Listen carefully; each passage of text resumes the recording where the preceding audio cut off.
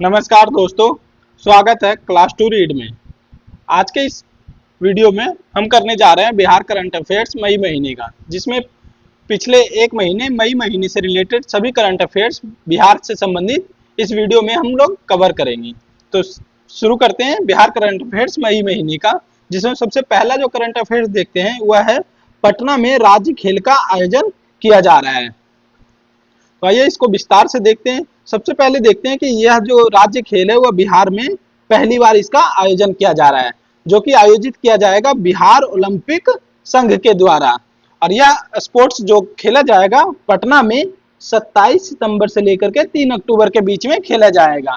और याद रखेंगे इसमें कुल 24 खेल जो कि राज्य खेल में आयोजित होने वाले हैं। उनमें से कुछ नाम हैं, जैसे कि एथलेटिक्स, तीरंदाजी, badminton, basketball, judo, kabaddi, kho kho, कुश्ती, वुशु इत्यादि। ये सभी जो खेल हैं, ये सभी खेल आपको जो राज्य खेल का आयोजन होने वाला है उसमें प्रदर्शित किए जाएंगे। तो याद रखेंगे पटना में पहली बार यह राज्य खेल का आयोजन किया जा रहा है 27 सितंबर से लेकर के 3 अक्टूबर के बीच में, और यह करवाया जाएगा बिहार ओलंपिक संघ के द्वारा। बिहार ओलंपिक संघ के अध्यक्ष की बात करते हैं तो याद कर लेंगे अजय कुमार हैं, जो कि बिहार के ओलंपिक संघ के अध्यक्ष हुए हैं। अगला जो करंट अफेयर्स है वह है गया के डोभी में जलाशय का निर्माण किया जाएगा। तो आइए इसको देखते हैं। तो सबसे पहले यह जो जलाशय का निर्माण किया जाएगा अमृतसर कोलकाता इंडस्ट्रियल कॉरिडोर के तहत में इसका निर्माण किया जाएगा, जिसकी लागत है 428 करोड़ रुपए की अनुमानित लागत बताया जा रहा है। इस जलाशय का निर्माण जो रखा गया है टारगेट, वह रखा गया है 18 महीने के भीतर में इसको पूरा करने का लक्ष्य रखा गया है, जो कि 2027 तक कंप्लीट होकर के करने का लक्ष्य रखा गया है। इस जलाशय का जो निर्माण किया जा रहा है, याद रखेंगे लीलाजन नदी के समीप में इस जलाशय का निर्माण किया जा रहा है। नेक्स्ट है युवा पेशेवर नीति 2026। तो अभी हाल ही में बिहार सरकार के द्वारा युवा पेशेवर नीति 2026 को मंजूरी दे दी गई है। तो सबसे पहले देखेंगे कि 21 मई 2026 को यह प्रस्ताव पारित हुआ है, जिसमें राज्य के विज्ञान, प्रौद्योगिकी और तकनीकी शिक्षा संस्थानों में तकनीकी एवं विशेषज्ञ सेवाओं को मजबूत करने हेतु इस युवा पेशेवर नीति को लाया गया है। और यह लाया गया है बिहार के वर्तमान मुख्यमंत्री हैं सम्राट चौधरी के नेतृत्व में। अगला करंट अफेयर है समर्थ पोर्टल। तो देखते हैं समर्थ पोर्टल क्या है। तो सबसे पहले समर्थ का जो फुल फॉर्म देखेंगे, smart autonomous management and academic reforms for transforming higher education in India. तो याद रखेंगे समर्थ का फुल फॉर्म। इसके तहत विश्वविद्यालय में प्रशासनिक एवं शैक्षणिक कार्यों को डिजिटल बनाना इसका लक्ष्य रखा गया है। इस समर्थ पोर्टल की बात करें तो इससे पहले पूर्णिया के विश्वविद्यालय को पिछले वर्ष समर्थ पोर्टल से संचालित किया गया था, और वह सफल होने के बाद और इसे आगे बढ़ाया जा रहा है।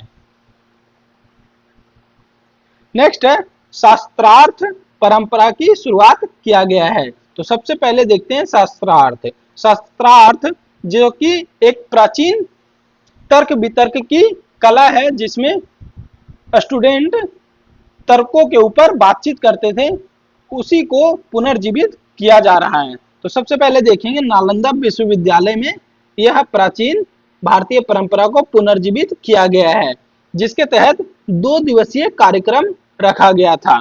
तो याद रखेंगे नालंदा विश्वविद्यालय के द्वारा, और यह 2 दिवसीय कार्यक्रम के तहत शास्त्रार्थ परंपरा की शुरुआत की गई है, जिसका उद्देश्य रखा गया है तार्किक सोच और गुरु शिष्य के बीच में शिक्षण प्रणाली को मजबूत करना।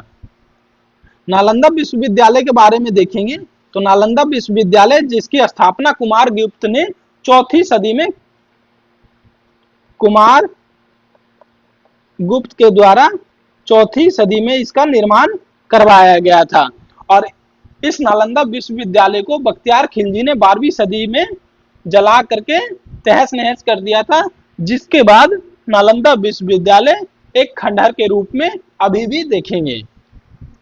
तो याद रखेंगे नालंदा विश्वविद्यालय के द्वारा 2 दिवसीय कार्यक्रम का आयोजन किया गया था शास्त्रार्थ परंपरा के लिए। नेक्स्ट है राष्ट्रीय कला विश्वविद्यालय। तो सबसे पहले देखते हैं राष्ट्रीय कला विश्वविद्यालय का जो निर्माण किया जा रहा है वह बिहार का पहला राष्ट्रीय कला विश्वविद्यालय होने वाला है। और पूरे देश में बात करते हैं तो यह 17वें नंबर का राज्य बन गया है जहां पर इस तरह का विद्यालय को निर्माण करवाया जा रहा है। वर्तमान में बात करते हैं तो राष्ट्रीय कला विश्वविद्यालय जो कि दिल्ली, यूपी, तमिलनाडु, पश्चिम बंगाल, महाराष्ट्र, कर्नाटक, राजस्थान, हरियाणा, गुजरात और छत्तीसगढ़ जैसे स्टेटों में इस विद्यालय को निर्माण किया जा चुका है। और इस कड़ी में बिहार 17वां राज्य बन गया है। याद रखेंगे 17वां राज्य, और यह बिहार का पहला है। नेक्स्ट करंट अफेयर है जनजातीय गरिमा उत्सव। तो सबसे पहले देखते हैं जनजातीय गरिमा उत्सव जो कि जनजातीय समुदायों के लिए आयोजित किया गया था, और यह किया गया है बिहार सरकार के जनजातीय कार्य मंत्रालय के सहयोग से, जिसके तहत सबसे दूर सबसे पहले अभियान का शुभारंभ किया गया है।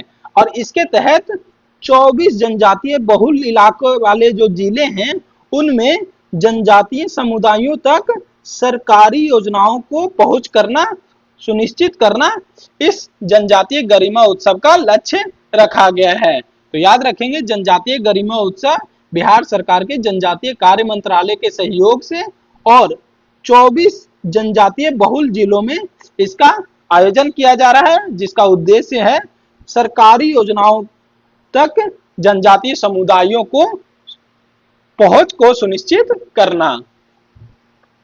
दोस्तों यदि वीडियो अच्छा लगे तो कृपया करके ज्यादा से ज्यादा सब्सक्राइब और शेयर लाइक जरूर करें ताकि आगे और भी वीडियो इसी तरह से आते रहें। नेक्स्ट आगे जो बढ़ते हैं तो वह है बिहार इलेक्ट्रिक वाहन नीति 2026।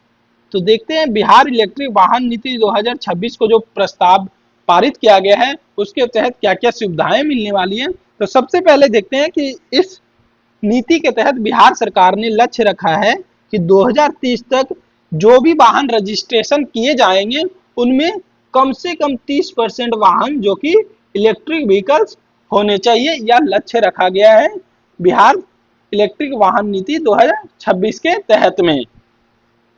इस नीति की बात करते हैं तो मुख्यमंत्री सम्राट चौधरी की अध्यक्षता में किया गया है। और साथ में देखते हैं कि इलेक्ट्रिक वाहन नीति 2026 के तहत यदि महिला कोई अपने नाम से कार को पंजीकृत करवाती है तो उसके तहत सरकार के द्वारा 1 लाख रुपए तक की सब्सिडी दिया जाएगा। याद रखेंगे बिहार स्टेट से संबंधित यदि महिलाएं अपने नाम से कार रजिस्ट्री करवाती है उसके तहत सरकार देंगे 1 लाख रुपए। वहीं सामान्य वर्ग के लिए 10,000 रुपए और SC ST वर्ग में 12,000 रुपए की सब्सिडी की सुविधा दी गई है। इसी के साथ में इलेक्ट्रिक ऑटो की बात करते हैं तो ऑटो के लिए सामान्य वर्ग के लिए 50,000 रुपए और SC ST के लिए 60,000 रुपए की सब्सिडी तय किया गया है। तो याद रखेंगे बिहार इलेक्ट्रिक वाहन नीति के तहत 2030 तक सभी वाहनों में कम से कम 30% इलेक्ट्रिक व्हीकल्स होने का लक्ष्य रखा गया है। अगला है CISF प्रशिक्षण केंद्र। तो सबसे पहले देखते हैं CISF प्रशिक्षण केंद्र जो कि निर्माण किया जाएगा आपके बिहार के किशनगंज जिले में, स्थान है पोठिया क्षेत्र। वहीं पर CISF का एक प्रशिक्षण केंद्र बनाया जाएगा जिसके लिए 110 एकड़ भूमि की मंजूरी भी दे दी गई है। और इस प्रशिक्षण केंद्र के निर्माण होने के बाद लगभग 1000 CISF कर्मियों को प्रशिक्षित करने हेतु तैयार किया जाएगा। तो याद रखेंगे किशनगंज जिले में CISF प्रशिक्षण केंद्र का निर्माण किया जा रहा है। अगला करंट अफेयर्स है बिहार कृषि ऐप। बिहार कृषि ऐप की बात करते हैं तो इसके तहत जो अभी वर्तमान समय में चर्चा में यह बना हुआ है क्योंकि पटना स्थित कृषि भवन में एक बैठक आयोजित किया गया था जिसके तहत ग्रामीण क्षेत्रों में डिजिटल कृषि साक्षरता को बढ़ाना इसका उद्देश्य रखा गया था। इसीलिए पटना स्थित कृषि भवन में बैठक आयोजित किया गया था, जिसकी अध्यक्षता की थी बिहार के उप मुख्यमंत्री और कृषि मंत्री विजय सिन्हा के द्वारा यह अध्यक्षता किया गया था। बात करते हैं इसके उद्देश्यों को, तो डिजिटल कृषि साक्षरता को बढ़ाना, जिसके तहत यदि जो भी युवा इससे प्रशिक्षित होते हैं उनको बाद में बिहारी डिजिटल कृषि योद्धा के नाम से जाना जाएगा। याद रखेंगे, बिहारी डिजिटल कृषि योद्धा। साथ में इस ऐप की बात करते हैं तो पहले जो कि हिंदी और इंग्लिश में यह अवेलेबल था, अब इसे मगही, भोजपुरी, अंगिका, बज्जिका भाषाओं में भी इसे उपलब्ध करा दिया गया है। बिहार कृषि ऐप की बात करते हैं तो बिहार कृषि ऐप बिहार के किसानों के लिए यह ऐप को निर्माण किया गया था, जिसके तहत वर्तमान समय में देखते हैं तो 11.50 11.5 लाख किसान जो कि अभी इस ऐप पर रजिस्टर्ड हैं। वहीं 2026 के अंत तक सरकार ने 80 लाख किसानों को जोड़ने का लक्ष्य रखा है। साथ ही साथ में इस बैठक में जैसे गर्मा फसल कहते थे उसे अब ग्रीष्मकालीन फसल कहा जाएगा। इसी के साथ में रबी फसल को बसंतिक फसल और खरीफ फसल को सर्दीय फसल के नाम से जाना जाएगा। ये सभी कार्य बिहार के पटना कृषि भवन में आयोजित हुए बैठक में किया गया था। तो याद रखेंगे बिहार कृषि ऐप के बारे में, जो कि अभी वर्तमान समय में चर्चा में बना हुआ है। अगला करंट अफेयर है NIFTEM निफ्टेम। निफ्टेम की बात करते हैं तो यह एक national institute of food technology entrepreneurship and management इसका फुल फॉर्म हो जाएगा। इसके तहत बिहार के वैशाली जिले के हाजीपुर में देश का तीसरा केंद्र स्थापित किया जाएगा।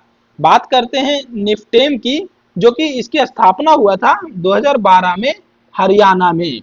वहीं इसके दूसरे स्थान की बात करें, दूसरा ब्रांच जो है वह है तंजावुर तमिलनाडु में। इसी कड़ी में बिहार का वैशाली जिला जुड़ गया है, जो कि देश का तीसरा ऐसा स्थान बन गया है जहां पर इस संस्था की स्थापना किया जाएगा।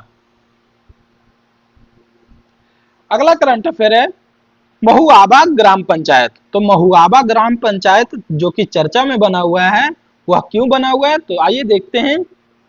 बिहार के सीतामढ़ी जिले के बथनाहा प्रखंड में यह पंचायत पड़ता है, जिसे राष्ट्रीय पंचायत पुरस्कार 2026 से सम्मानित किया जाएगा। और यह क्यों किया जाएगा, क्योंकि जलवायु एवं पर्यावरण संरक्षण हेतु उत्कृष्ट कार्य इस महुआबा ग्राम पंचायत ने किया है, जिसके तहत climate action special panchayat award से इसे सम्मानित किया जाएगा। और यह अवार्ड ध्यान रखेंगे कि जलवायु एवं पर्यावरण संरक्षण हेतु जिन्होंने भी उत्कृष्ट कार्य किए हैं उसके लिए यह climate action special panchayat award से सम्मानित किया जाता है। बात करते हैं महुआबा ग्राम पंचायत के मुखिया का नाम है, तो याद रखेंगे संजीव भूषण मुखिया के नाम हुए। अगला करंट अफेयर है वर्ल्ड योगासन स्पोर्ट्स चैंपियनशिप। तो वर्ल्ड योगासन स्पोर्ट्स चैंपियनशिप जो कि पहली बार आयोजित होने वाला है, और यह आयोजित होगा भारत के द्वारा आयोजित करवाया जा रहा है। तो याद रखेंगे वर्ल्ड योगासन स्पोर्ट्स चैंपियनशिप पहली बार ही आयोजित करवाया जा रहा है, और यह करवाया जा रहा है भारत द्वारा गुजरात के अहमदाबाद में। इसी स्पोर्ट्स चैंपियनशिप में बिहार के 5 खिलाड़ियों को चयनित किया गया है, जिनके नाम आप देखेंगे सुधांशु शेखर, दिलीप कुमार, सारांश कुमार, सोनी कुमारी व साक्षी कुमारी। ये 5 ऐसे लोग हैं जिनको वर्ल्ड योगासन स्पोर्ट्स चैंपियनशिप में पार्टिसिपेट लेने हेतु इनका चयन किया गया है, और ये सभी संबंध रखते हैं बिहार राज्य से। इस वर्ल्ड योगासन स्पोर्ट्स चैंपियनशिप की बात करते हैं तो इसमें 40 से अधिक देश के एथलीट इसमें शामिल होने वाला हैं।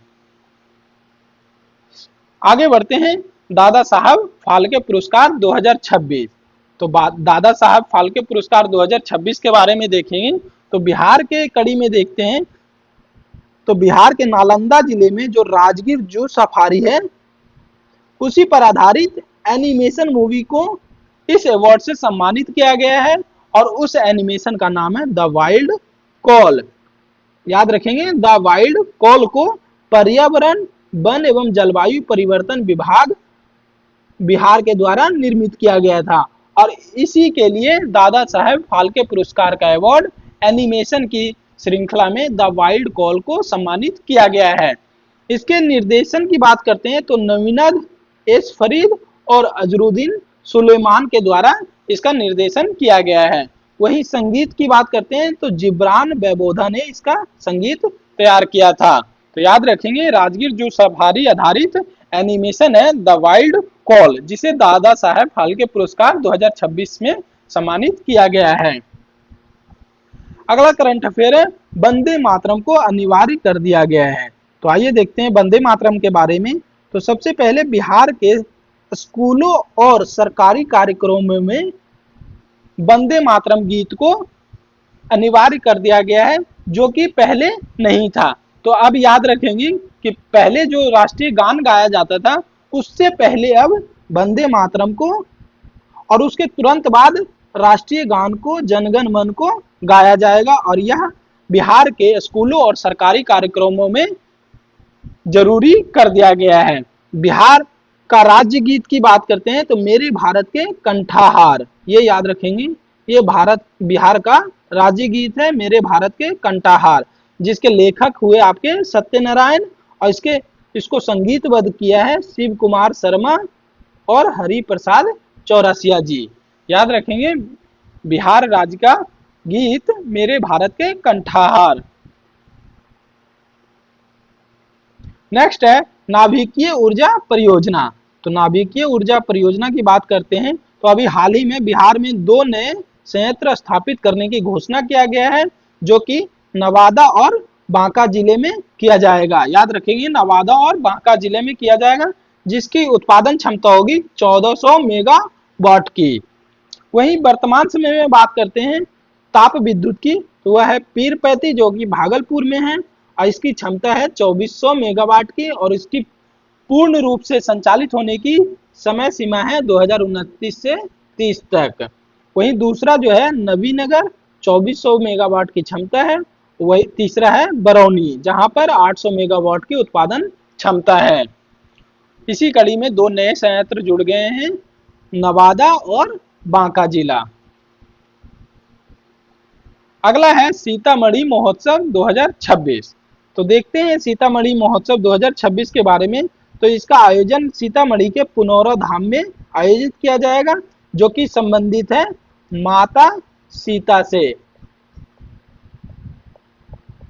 याद रखेंगे, पुनौरा धाम माता सीता से संबंधित है, जहां पर मुख्यमंत्री सम्राट चौधरी के द्वारा सीतामढ़ी महोत्सव का शुभारंभ किया गया है और यह किया गया है जानकी नवमी के अवसर पर। इसी तरह याद रखेंगे, पुनौरा धाम विकास परियोजना को भी सरकार के द्वारा मंजूरी दे दी गई है, जिसको पूरा करने का लक्ष्य रखा गया है 31 दिसंबर 2028। याद रखेंगे, डेट याद रखेंगे, 31 दिसंबर 2028 तक, जो कि पहले था जून 2029 तक। अब आइए दोस्तों देख लेते हैं मई महीने से रिलेटेड कुछ वन लाइनर के फॉर्मेट में करंट अफेयर्स। तो सबसे पहला है, बिहार के पिछड़ा वर्ग एवं अति पिछड़ा वर्ग के कल्याण विभाग के अपर मुख्य सचिव नियुक्त कौन हुए हैं? तो उनका नाम है श्री के सेंथिल कुमार। नेक्स्ट है, गौतम अडानी ने बिहार में ग्रामीण नेत्र स्वास्थ्य के लिए सेवा अभियान की शुरुआत कहां से की है? तो इसकी शुरुआत की है सारण जिले के मस्तीचक से। याद रखेंगे, सारण जिले के मस्तीचक से गौतम अडानी के द्वारा ग्रामीण नेत्र स्वास्थ्य शिविर का आयोजन किया गया है, जिसके तहत सेवा अभियान शुरू किया गया है। अगला है, एनडीए की नई सरकार ने किसे विधानसभा में मुख्य सचेतक बनाया है? तो याद रखेंगे, मुख्य सचेतक है विधानसभा में संजीव चौरसिया। नेक्स्ट है, भारतीय क्रिकेट टीम के कौन से सदस्य हैं जिनको बिहार सरकार ने 1 करोड़ रुपए का चेक, प्रतीक चिन्ह और अंगवस्त्र प्रदान किया है? तो उसका नाम है ईशान किशन और यह खिलाड़ी T20 वर्ल्ड कप विनर के सदस्य रह चुके हैं। इसीलिए भारतीय क्रिकेट टीम के इस खिलाड़ी को, ईशान किशन को, बिहार सरकार के द्वारा 1 करोड़ रुपए के चेक और प्रतीक चिन्ह व अंगवस्त्र प्रदान किया गया है।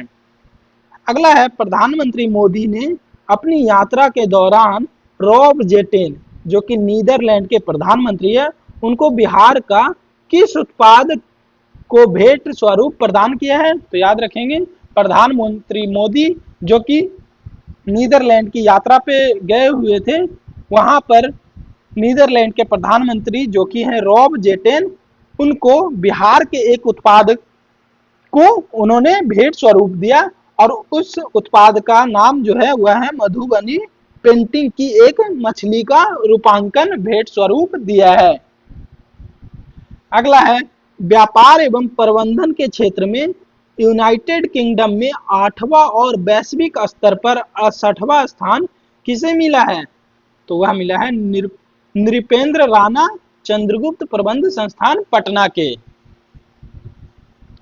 अगला है, बिहार सरकार द्वारा ग्रामीण क्षेत्रों में केंद्र सरकार के द्वारा अधिसूचित विकसित भारत जी राम जी अर्थात वीवी जी राम जी अधिनियम 2025 कब से लागू होगा? याद रखेंगे, विकसित भारत जी राम जी जो कि पहले मनरेगा के नाम से जाना जाता था, उसी का नाम कर दिया गया है विकसित भारत जी राम जी, और इसे बिहार में लागू किया जाएगा आपको 1 जुलाई 2026 से। अगला है, राज्य निवेश प्रोत्साहन बोर्ड की 67वीं बैठक के अनुसार अंबुजा और डालमिया कंपनी जो है वह किन स्थानों पर सीमेंट फैक्ट्री लगाने की घोषणा की है? तो याद रखेंगे, मुजफ्फरपुर और किशनगंज जिले में। नेक्स्ट है, लीची के पुराने बागों को पुनर्जीवित करने हेतु तकनीक विकसित करना और कृषि विज्ञान, जिनका हाल ही में 12 मई 2026 को निधन हुआ है, उनका नाम क्या था? तो याद रखेंगे, गोपाल जी त्रिवेदी, और ये पद्मश्री पुरस्कार विजेता भी हैं। याद रखेंगे, पद्मश्री पुरस्कार विजेता भी हैं गोपाल जी त्रिवेदी, जिनको जाना जाता है लीची के पुराने बागों को पुनर्जीवित करने हेतु एक कृषि विज्ञानी हैं, जिनका हाल ही में निधन हुआ है। डेट याद रखेंगे, 12 मई 2026 को, गोपाल जी त्रिवेदी। अगला करंट अफेयर्स है, आम लोगों की शिकायतों के तुरंत निष्पादन हेतु मुख्यमंत्री द्वारा कौन सा पोर्टल शुरू किया गया है? तो याद रखेंगे, बिहार के मुख्यमंत्री जो कि है सम्राट चौधरी, उनके द्वारा लोगों की शिकायतों को निष्पादन के लिए एक पोर्टल शुरू किया गया है, उसका नाम है सहयोग पोर्टल।